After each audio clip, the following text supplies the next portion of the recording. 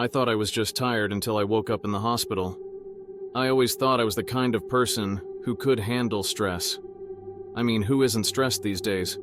Between work, social obligations, and trying to squeeze in time for myself, feeling tired had just become a part of life. I'm a freelance graphic designer, which sounds cool on paper. Flexible hours, creative freedom, the ability to work in my pajamas. But what they don't tell you is how quickly it can take over everything. When your office is your living room, and your boss is every client who expects you to be available at any hour, the line between on and off time disappears. I'd been doing this for years, and I was used to juggling multiple projects. But about a month ago, something changed. At first, it was just little things. Feeling more tired than usual, having trouble focusing, that kind of stuff. I chalked it up to the usual grind. After all, I'd taken on extra work to save for a big vacation I had planned. A little exhaustion was to be expected, right? I'd stay up late finishing projects, wake up early to get a head start on the day, and tell myself it would all be worth it when I was sitting on a beach somewhere, sipping a drink with a little umbrella in it. Sleep could wait. I just had to push through for a few more weeks. That's when the headaches started. Not bad at first, just enough to make me reach for some Advil every now and then. I figured it was from staring at screens all day. I even bought one of those blue light filter glasses, thinking that would solve the problem. But the headaches didn't go away. In fact, they got worse. I'd wake up with this dull, pounding sensation behind my eyes, like I hadn't really rested at all. Sometimes it felt like I was dragging myself through molasses just to get out of bed. Still, I ignored it. Everyone feels run down sometimes, right? I told myself it was stress or burnout. Maybe I just needed to sleep in on the weekend. I kept pushing myself, telling myself I didn't have time to slow down. There was always another deadline, another email to answer, another project waiting. One night, I remember sitting at my desk, feeling more exhausted than usual. The screen blurred in front of me, and I had to blink a few times to clear my vision. The clock read 2:30 a.m., but I still had a few hours of work to finish. I stood up to grab some water, and that's when it hit me. The dizziness. It was like the room tilted for a second, and I had to grip the edge of my desk to steady myself. I took a deep breath, shaking it off. Dehydration, I told myself. I hadn't had much water that day, and I'd skipped dinner too, now that I thought about it. My stomach growled, but the thought of eating made me feel nauseous. I grabbed a glass of water, took a few sips, and sat back down, determined to push through. But the next morning the dizziness didn't go away. In fact, it got worse. When I stood up, the room seemed to sway and my vision blurred again. My heart pounded in my chest, and for a moment I thought I might pass out. I managed to make it to the kitchen, grabbing onto the counter as I took deep breaths, trying to steady myself. "It's fine," I muttered under my breath. "It's just low blood sugar or something." I had a banana and some water, thinking that would fix everything. After all, I couldn't afford to get sick. I had too much work to do. But as the day wore on, the dizziness stayed with me, like a shadow lurking in the background. I told myself I just needed rest, and I promised myself I'd go to bed early that night. But when the time came, I couldn't stop thinking about all the work I had to finish. One more late night wouldn't kill me, right? A week went by, and the symptoms got harder to ignore. The dizziness came and went, but now there was something new. Shortness of breath. It started when I was walking up the stairs to my apartment, that sudden tightness in my chest. I had to stop halfway up, my heart hammering like I'd just run a mile. My legs felt like lead, and I leaned against the railing, trying to catch my breath. It took longer than it should have. My first thought was, I'm out of shape. I hadn't worked out in weeks, maybe even months, and my diet had turned into a revolving door of takeout and frozen meals. That had to be it, right? I was just letting myself go, and my body was paying the price. So I made a half-hearted promise to myself that I'd start eating better, maybe go for a jog or something. But I never actually followed through. I'd wake up each morning, feeling just as tired as the day before, and tell myself I'd start tomorrow. But tomorrow kept slipping away. One evening, after another long day of trying to catch up on projects, I decided to push through the fatigue and go for a walk. I thought maybe the fresh air would help clear my head. The sun was setting, and the streets were quiet. At first, it felt good to be outside, away from the glow of my computer screen. But then it hit me again. That familiar tightness in my chest. My breath became shallow, and my legs felt weak beneath me. I slowed down, putting my hands on my knees as I tried to breathe. But no matter how much air I pulled in, it didn't feel like enough. My vision started to blur, and for a second I thought I might pass out right there on the sidewalk. But I didn't. I straightened up slowly, my heart still racing, and made my way back to my apartment, telling myself I just needed water. Or maybe sleep. Or something. As soon as I got home, I collapsed onto the couch, my body feeling like it was made of concrete. I lay there, staring at the ceiling, wondering what the hell was wrong with me. But instead of calling a doctor or even Googling my symptoms, I did what I'd been doing all along. I ignored it. I convinced myself that I was just tired, just overworked. I'd take it easy tomorrow, and everything would be fine. That night, I went to bed early, hoping sleep would be the cure I needed. But sleep didn't come. I tossed and turned for hours, my mind racing, my body etching in a way I couldn't explain. When I finally drifted off, it was only for a few restless hours, and I woke up the next morning feeling worse than ever. That's when I knew something was seriously wrong. I stood up, and the room spun around me. My chest tightened again, worse this time, like someone was sitting on it. I gasped for air, my heart pounding so hard it felt like it was trying to escape my chest. Then, before I could make it to the kitchen, everything went black. When I woke up, I was in the hospital. When I woke up, everything was a blur. The lights above me were too bright, and the beeping of machines echoed in the background. My body felt heavy, weighed down by the sheets and the strange numbness that crept through my limbs. It took me a moment to realize where I was, and when I did, a wave of confusion hit me. I was in a hospital bed. Panic rose in my chest as I tried to piece together what had happened. The last thing I remembered was standing in my kitchen, trying to steady myself as my vision faded to black. Now, I was here, hooked up to machines, surrounded by the sterile smell of antiseptic and faintly humming monitors. Before I could even start to make sense of it, a nurse walked in, looking at me with a mixture of relief and concern. "You're awake," she said, her voice soft but firm. "How are you feeling?" I blinked, still groggy, and tried to sit up, but my body protested.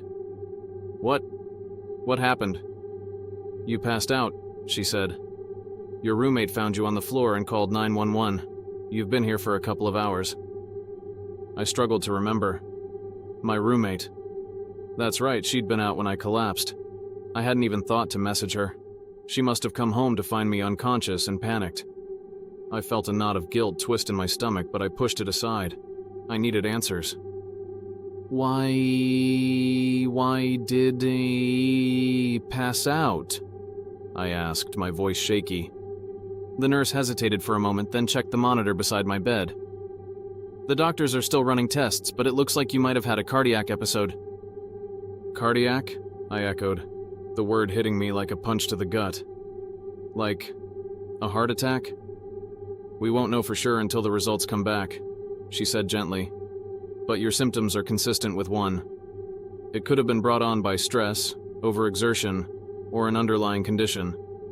The important thing is that you're stable now." I didn't know what to say. A heart attack? That didn't make any sense. I was in my early 30s. I wasn't some elderly person at risk for this kind of thing. Sure, I hadn't been feeling great lately, but a heart attack? No, that couldn't be right. "I'm too young for this," I muttered, more to myself than to the nurse. She gave me a sympathetic look, but didn't argue. Stress can do a lot of damage if it builds up over time. The doctor will be in soon to explain more. I nodded numbly as she left the room. My mind was reeling. Stress. That word kept coming up, but I still couldn't accept it. Sure, I'd been working a lot, but who hadn't? People burn the candle at both ends all the time. I'd always been able to push through before. I couldn't shake the disbelief that my body had finally hit its breaking point. A few hours later, the doctor came in with more answers, but they weren't exactly comforting. He confirmed that I'd suffered a minor heart attack. Minor, but still a heart attack. He explained that my symptoms, dizziness, chest pain, shortness of breath, had been warning signs for weeks. Signs I'd chosen to ignore. "You're lucky you didn't wait any longer," the doctor said, his expression serious. "Stress, lack of sleep, and poor diet can all contribute to cardiovascular issues, even in someone your age. And it looks like your body's been under significant strain for a while." I couldn't argue with him. I knew he was right. I'd been burning myself out, running on fumes, convincing myself that if I could just push a little harder, everything would be fine. But now, it was painfully clear that my body wasn't invincible. It had been screaming at me to slow down, and I hadn't listened. "Is it permanent?" I asked, my voice barely above a whisper. The thought of my life never being the same again, of never being able to go back to my old routine, sent a cold wave of fear through me. "With proper care and lifestyle changes, you can make a full recovery," the doctor reassured me. "But you need to take this seriously. No more late nights, no more pushing yourself to the brink. Your heart's been through a lot, and it's going to take time to heal." I nodded, but my thoughts were still racing. How had I let it get this bad? I wasn't some workaholic CEO. I didn't have the pressure of a huge company on my shoulders. I was just a freelancer, someone who loved what they did. I thought I was managing everything fine, but clearly I wasn't. The next few days in the hospital were a blur of tests, monitoring, and endless time to think. I wasn't allowed to leave yet. My heart needed to be stable before they would even consider it. I tried to distract myself with my phone, scrolling through social media and watching mindless videos, but my mind kept drifting back to what had happened. How had I missed the signs? The exhaustion, the headaches, the dizziness. They were all red flags, and I'd ignored every single one. Was I really that out of touch with my own body? It scared me, realizing how close I had come to something far worse. If I hadn't collapsed when I did, if my roommate hadn't found me in time. I didn't let myself finish that thought.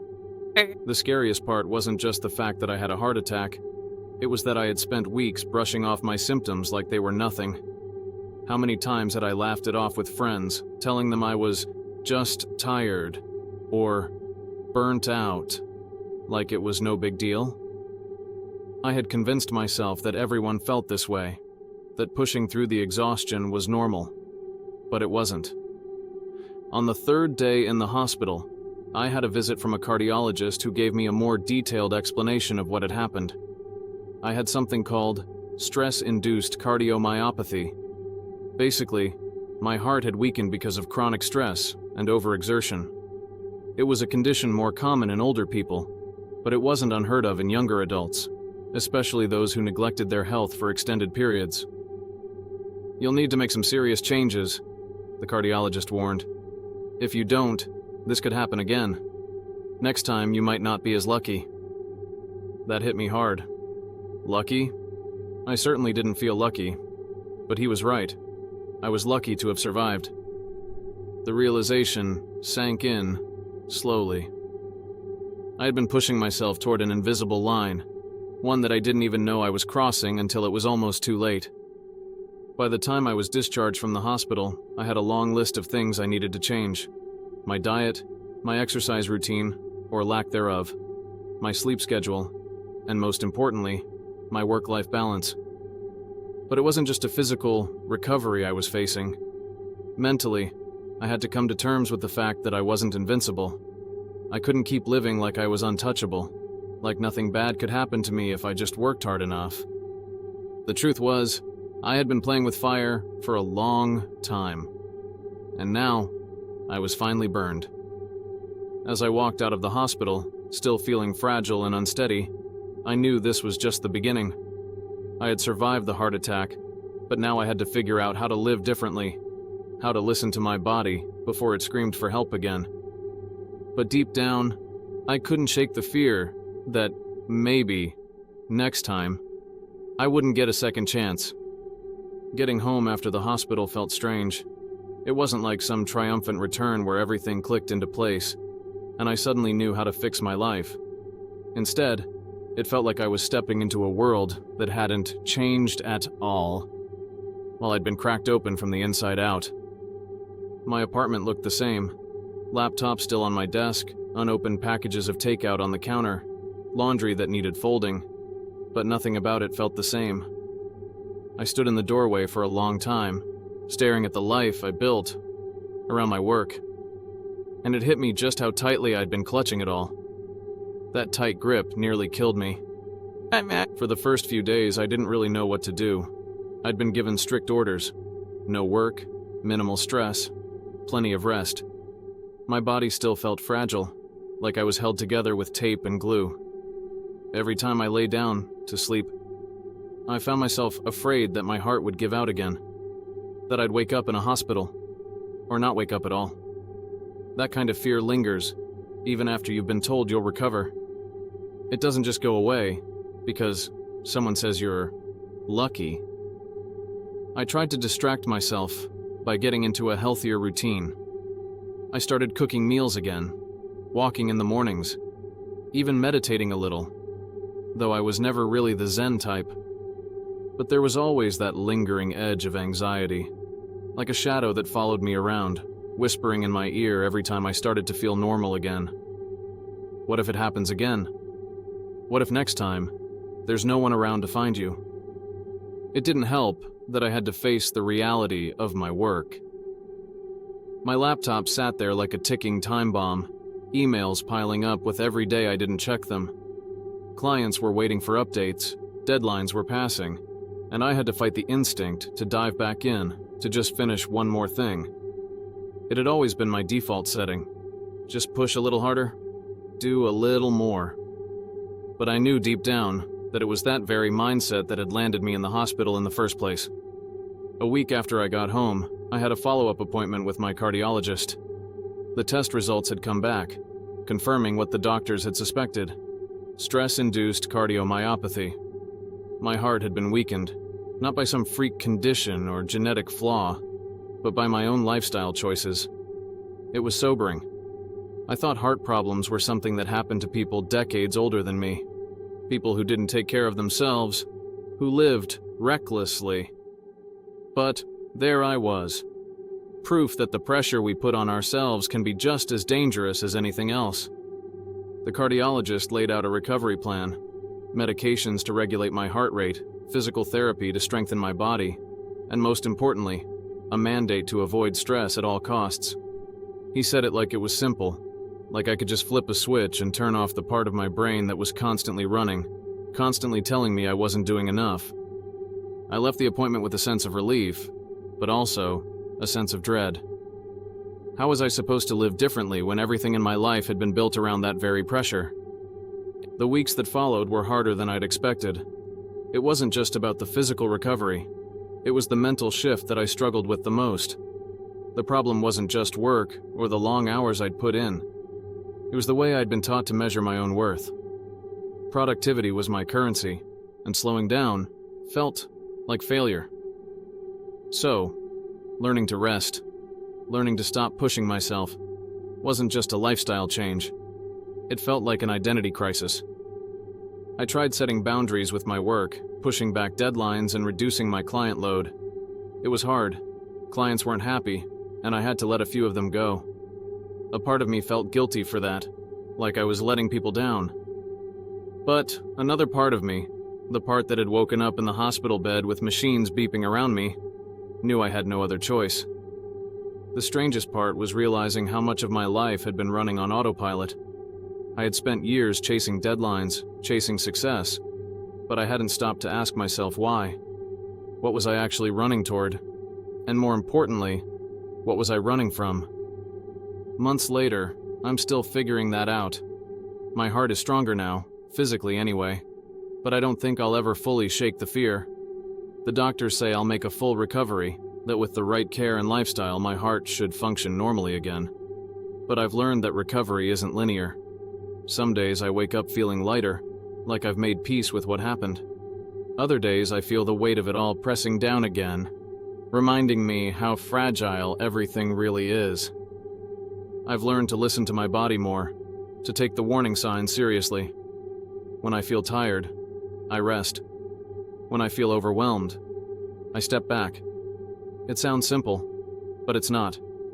Not when you've spent your whole life measuring your worth by how much you can handle.